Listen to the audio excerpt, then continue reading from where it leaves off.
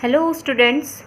So today we will discuss a new topic, self-inductance of a long solenoid. In our previous video we had discussed what is self-induction, coefficient of self-inductance, why do self-induction is called inertia of electricity, and then we did expression of combination of inductors, that is inductors in series and inductors in parallel, and then we do most important derivation, energy stored in an inductor. Now today we will find self inductance of a long solenoid. ये आप सबको पता है कि जब हम किसी एक स्ट्रेट सोलेनॉइड के थ्रू करंट फ्लो कराएंगे, ठीक है, करंट फ्लो कराएंगे, so due to change in current उस सोलेनॉइड में मैग्नेटिक फ्लक्स, जो मैग्नेटिक फ्लक्स होगा वो चेंज होगा. जब मैग्नेटिक फ्लक्स चेंज होगा तो उस केस में उसमें क्या प्रोड्यूस होगा, इंड्यूस ईएमएफ प्रोड्यूस होगा, जिसको हम बैक ईएमएफ कहते हैं, ठीक है. और इसी पूरे फिनोमिना को हम सेल्फ इंडक्शन कहते हैं. तो इट मीन्स कि यहाँ पे इस सोलेनॉइड का खुद का एक कोफिशिएंट ऑफ सेल्फ इंडक्शन होगा, या फिर हम इसे क्या बोल सकते हैं, सेल्फ इंडक्टेंस होगा. एल से हम इसे इंडिकेट कराते हैं. तो वो हमें कैलकुलेट करना है, एल हमें कैलकुलेट करना है किसका, इसी लॉन्ग सोलेनॉइड का. उसके लिए हमें यहाँ पे कुछ कंसीडरेशन करनी है. So consider a long straight solenoid of length L, okay, and its area of cross section A. इसका जो area of cross section है वो हम लेट कर लेते हैं A है, ठीक है. area of cross section क्या है इसका, A.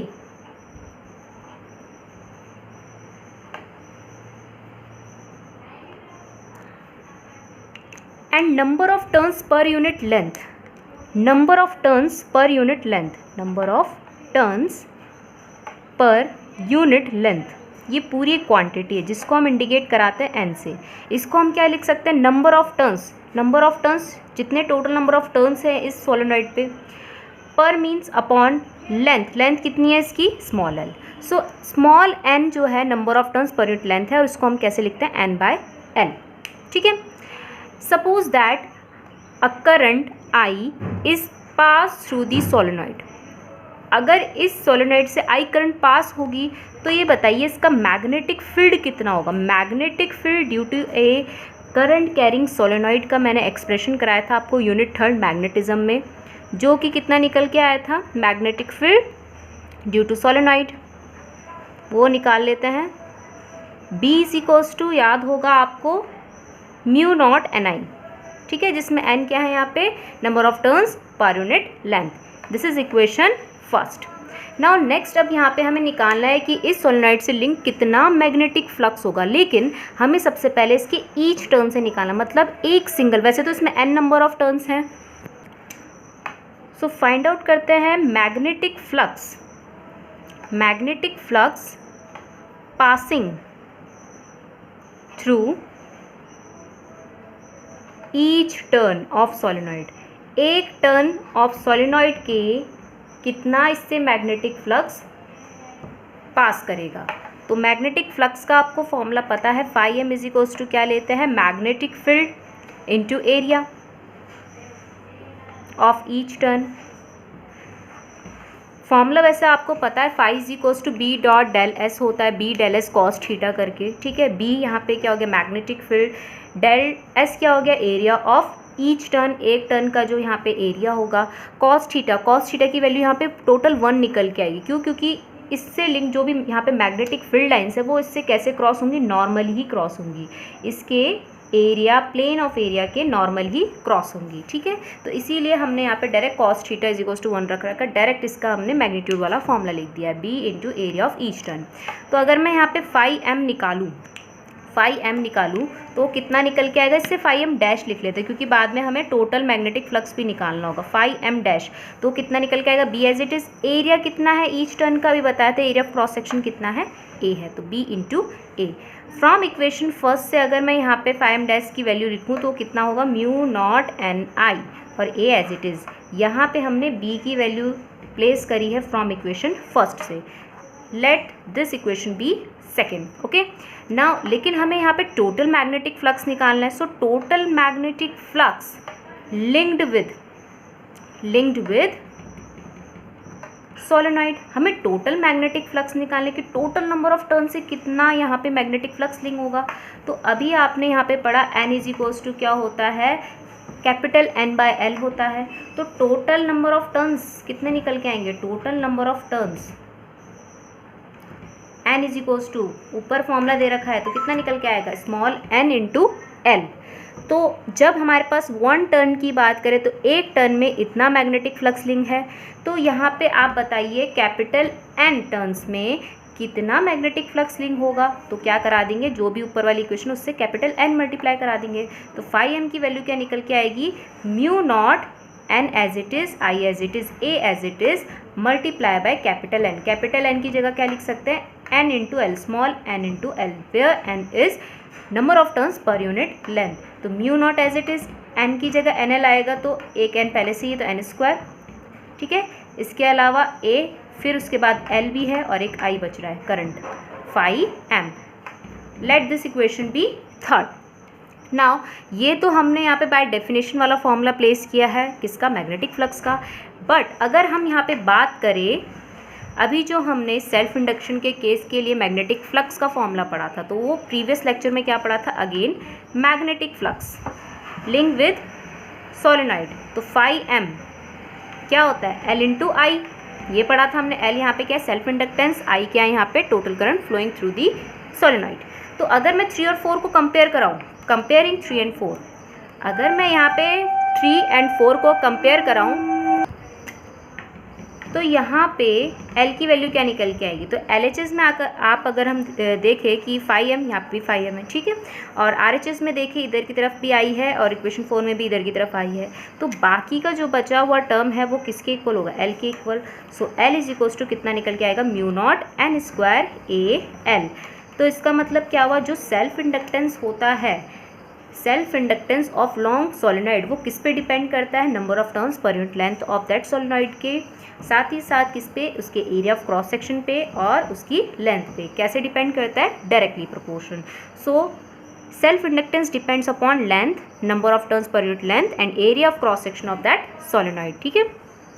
ना इसी से आगे एक और क्वेश्चन पूछा जा सकता है आपसे कि आपको प्रूफ करना है सोलेनॉइड या फिर इंडक्टर में जो भी एनर्जी रिसाइड होती है, जो भी एनर्जी स्टोर होती है, वो किसकी फॉर्म में होती है, मैग्नेटिक फील्ड की फॉर्म में। तो वो हमें यहाँ पे क्या दिखाना होगा कि जो भी इसकी एनर्जी है U, वो किस पे डिपेंड कर रही है, B पे, मतलब मैग्नेटिक फील्ड पे। तो हमें यहाँ पे क्या क्या करना पड़ेगा प्रूफ के लिए, हमें पता है self inductance of that solenoid जो कि है L is equals to mu not n square L A, जो कि अभी हमने क्या करा था, प्रूफ किया था, याद होगा अभी जस्ट इससे पहले वाली एक्सप्रेशन में अभी हमने प्रूफ किया था। सेकंड, हमें यहाँ पे निकालना है magnetic field, magnetic field due to solenoid. Magnetic field due to solenoid अभी आपको बताया था, B is equals to mu not n I, ठीक है, याद होगा। यहाँ से हम I की वैल्यू निकाल लेते हैं। तो I की वैल्यू क्या निकल के आएगी, यहाँ पे I is equals to, I को यहीं पे छोड़ेंगे, B के नीचे चला जाएगा म्यू नॉट और n। Let this equation be second. अब हमें पता है energy stored in an inductor, ये भी तो एक इंडक्टर की तरह ही बिहेव कर रहा है। Energy stored in an inductor, क्योंकि यहाँ पे सोलेनॉइड एक इंडक्टर की तरह ही बिहेव कर रहा है, क्योंकि इसका भी अपना एक क्या है, सेल्फ इंडक्टेंस है। U इज इक्वल्स टू, हमने एक्सप्रेशन पढ़ी थी कल, हाफ LI स्क्वायर। तो यहाँ पे हमें L की भी ज़रूरत है और I की भी ज़रूरत है। तो फ्रॉम इक्वेशन फर्स्ट और सेकंड से L और I की वैल्यू यहाँ पे पुट कर दीजिए। So put the values from equation 1 and 2। तो हमें क्या मिलेगा, U is equals to half as it is, L के बदले mu not n square LA multiply I की वैल्यू यहाँ पे स्क्वायरिंग फॉर्म में लिखेंगे, B square upon mu square n square. जब ये कट होगा n स्क्वायर से n square cut, mu naught से एक म्यू नॉट कट, तो हमारे पास निकल के आएगा हाफ एक म्यू नॉट नीचे, ऊपर B square L into A. So it means कि जो भी यहाँ पे अब हमें यहाँ पे दिख रहा है कि energy of that solenoid, energy stored in solenoid किस पे डिपेंड करी, मैग्नेटिक फील्ड पे। सो इट मीन्स कि energy stored in solenoid is in the form of magnetic field. Next इसके बाद हमें निकालना है एनर्जी डेंसिटी ऑफ इंडक्टर और सोलेनॉइड। जैसे आपने इससे पहले यूनिट फर्स्ट में कैपेसिटर पढ़ा था, कैपेसिटर्स की एनर्जी स्टोरिंग पढ़ी थी कि energy stored in capacitors in the form of electric field, और यहाँ पे आपने पढ़ा energy stored in inductors in form of magnetic field. और उस वाले केस में आपने कैपेसिटर के केस में उसकी एनर्जी डेंसिटी भी निकाली थी, जो कि क्या निकल के आई थी, half epsilon nought E square. E वहाँ पे इलेक्ट्रिक फील्ड को बताता है, ठीक है, जिससे हमें पता लगा था कि वो वहाँ पे इलेक्ट्रिक फील्ड की फॉर्म में एनर्जी को स्टोर करता है। तो वैसे ही अब यहाँ पे सिमिलर हमें यहाँ पे क्या निकालना है, एनर्जी डेंसिटी ऑफ इंडक्टर निकालना है, ठीक है, या फिर सोलेनॉइड। तो एनर्जी डेंसिटी का फॉर्मूला आपने यूनिट फर्स्ट में भी पढ़ा है। एनर्जी डेंसिटी क्या होती है, energy stored per unit volume, energy stored per unit volume. So energy density निकालते हैं, energy density, energy of inductor solenoid, energy density of inductor and solenoid, ठीक है। तो इसमें हमारे पास एनर्जी डेंसिटी का फॉर्मूला हमें पता है, स्मॉल यू से इंडिकेट कराते हैं, एनर्जी स्टोर्ड इन inductor per unit its volume, ठीक है। तो यहाँ पे हमें पता है कि जो इस वाले केस में एनर्जी स्टोर्ड निकल के आया था, अभी जो रिसेंटली अभी हमने निकाला था यू का फॉर्मूला, कितना निकल के आया था, हाफ म्यू नॉट नीचे बी स्क्वायर एल ए, यही निकल के आया था, ठीक है। वॉल्यूम ऑफ इंडक्टर, ये आपको पता है कि जब हम बात करें इस इंडक्टर की या सोलेनॉइड की, एरिया ऑफ क्रॉस सेक्शन है इसका ए और लेंथ है इसकी एल। तो अगर मैं आपसे पूछूं कि इसका वॉल्यूम कितना होगा, तो ये पता ही है, लेंथ इंटू एरिया होगा। तो एरिया इंटू लेंथ या लेंथ इंटू एरिया, ये वैल्यूज़ यहाँ पे पुट कर दीजिए ऊपर। तो हमारे पास क्या आएगा, half as it is mu not as it is B square L A upon A L. A L से ए एल कट हो जाएगा और जो हमारे पास एनर्जी डेंसिटी निकल के आएगा, half mu not be square. ये है किस केस के लिए, एनर्जी डेंसिटी ऑफ इंडक्टर। और आपको रिमाइंड करा देते हैं एनर्जी डेंसिटी ऑफ कैपेसिटर क्या था, ऑफ कैपेसिटर शॉर्ट ट्रिक आपको बता रखी है कि जो एप्सिलॉन नॉट होता है वो म्यू नॉट के क्या होता है, रेसिप्रोकल होता है। तो इस केस में वहाँ पे क्या निकल के आएगा, जैसे अगर मैं यहाँ पे से म्यू एल मानूँ तो म्यू सी क्या निकल के आएगा, half as it is mu naught, sorry epsilon naught ऊपर आ जाएगा और यहाँ पे ई स्क्वायर, इस तरीके से। तो यह आया था कैपेसिटर के केस में। इससे हमें पता लगता है energy stored in capacitor is in the form of electric field and energy stored in inductor is in the form of magnetic field.